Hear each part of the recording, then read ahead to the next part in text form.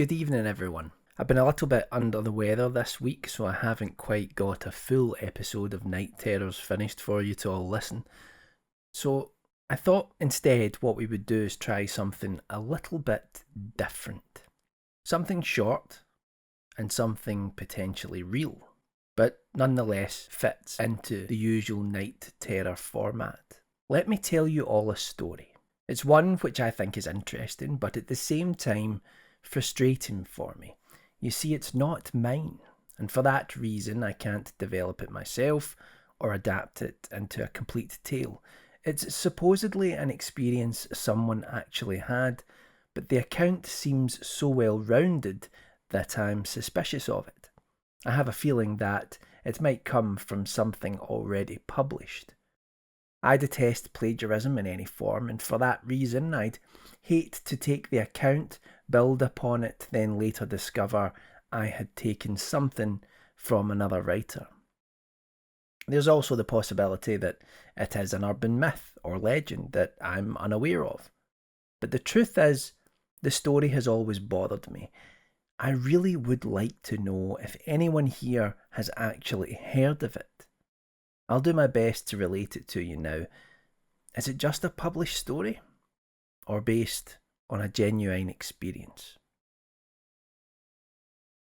Many years ago, my dad had a drinking buddy who was also a school teacher.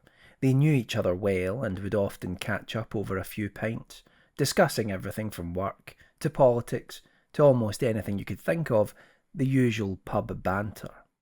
One night, one specific conversation they had together always stuck in my dad's mind.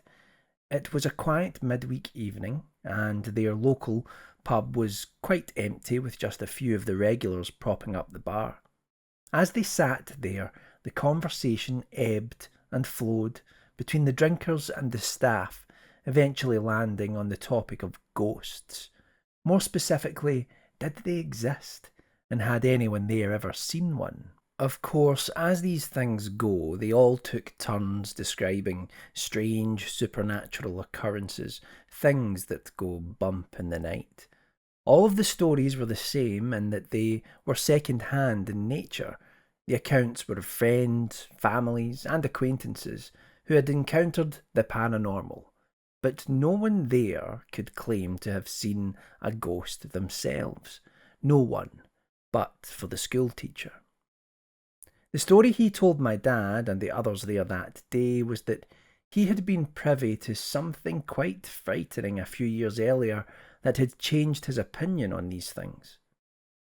In a suburb of Glasgow called Govanhill, he had an aunt.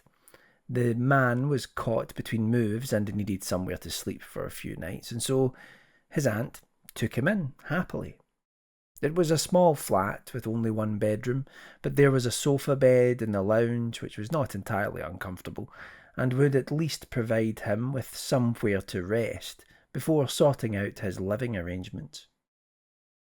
After a nice meal and some polite conversation, the school teacher's aunt went to her room for an early night. He was also tired and hoped to get sleep soon enough, and after pulling out the sofa bed, switched off the light and closed his eyes. Quickly, he fell asleep. He awoke to darkness. It was still the middle of the night, and he wondered why he had stirred, considering he was usually a heavy sleeper and rarely woke before the morning. Then he heard it. A noise. There was definitely something in the room with him. The sound was unusual but not unidentifiable. It was not unlike someone breathing, quickly followed by a sharp inhalation, which the schoolteacher could only describe as a sniffing sound. Readying himself to get out of bed, turn on the light and see what was causing the unusual noise, his eyes now adapted to the pitch black. While no certain details could be seen, the breathing and sniffing noises began to edge closer to him.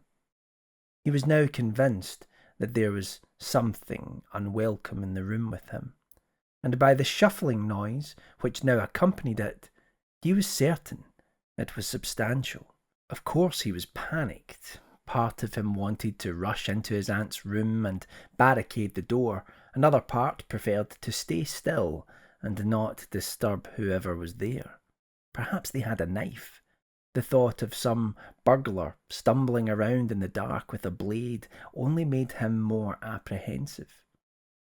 He decided that he would lay there quietly and bide his time. Maybe the housebreaker would just take something and leave without an altercation. But then what of his aunt? Had she been hurt? It was then that a warm, moist breath blew across his face as someone leaned over him. Trembling, he reached out his hand instinctively, touching something cold that hovered only inches away. Leaping out of bed in horror, he knocked over a table as he made his way to the door, tripping clumsily and landing on the floor with a painful thud. The schoolteacher's aunt found him in the hallway, dazed, yelling for her to get out of the flat. She seemed strangely unafraid and, after switching on all the lights, showed him that the place was quite empty, including where he had slept. Calming his nerves with a drink and a snack, she sat him down and explained what she believed had happened. The story goes, and this part I know to be true, is that underneath Govanhill, and therefore his aunt's flat, there once lay a large network of prosperous and important mines in the 19th and early 20th centuries. While they had been the site of many unfortunate cave-ins, gas leaks and accidents, the aunt was convinced that she had often heard in that room the noise of those who had lost their lives down there. While she had never experienced anything quite as potent as the schoolteacher, who was visibly shaken, she was more concerned about the poor apparition of an old pit mule, trapped in darkness, trying to sniff its way out from that suffocating place, with only its cold, searching nose to guide it. I hope you enjoyed tonight's story. I really would like to know if any of you have heard it before. If it is based on an urban legend or a real experience, I don't know. But I have told that story to you as my dad told it to me and the schoolteacher told it to him. If you're enjoying the stories that I put out regularly, whether they be dives into factual, strange events or the fiction that I write, please do consider supporting my Patreon. It really does help. And you can find that at patreon.com/Michael Whitehouse. There'll be a link in the description below, and you get loads of perks for your donation to that. Thanks to everyone who has supported me so far. Take care, everyone, and I'll see you in the next story.